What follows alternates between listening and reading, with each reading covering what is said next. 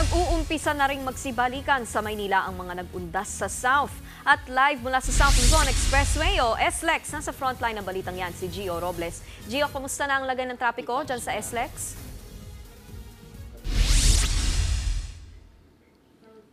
Nikki, dumarami na mga bumabiyahe mula South pabalik ng Metro Manila matapos ang undas long weekend.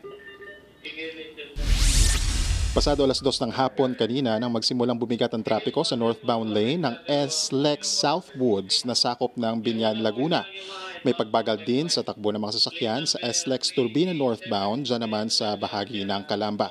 Sa SLEX Philinvest at grade, ito yung mga patungo sa direksyon ng Alabang Viaduct sa Skyway kung saan umabot sa higit 1 kilometro ang haba ng traffic. Kung ang karamihan ay pabalik na ng Metro Manila, ang iba naman ay mga humahabol sa pagdalaw sa kanilang mga yumaong kaanak, lalo na dyan, Nikki, sa Loyola Memorial Park at Manila Memorial Park sa Parañaque.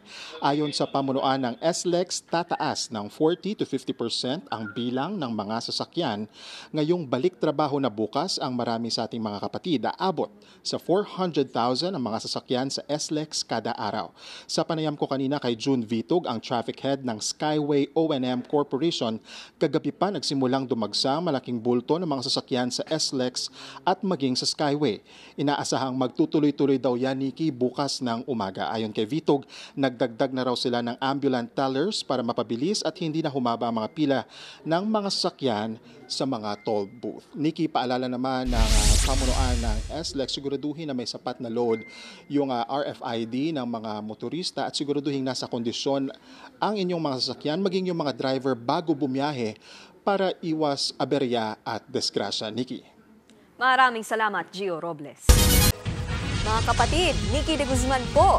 Iba na ang may alam at may pakialam sa panahon ngayon. Para sa tuloy-tuloy na balitaan sa Frontline kahit weekend, mag-follow at mag-subscribe sa social media pages ng News 5.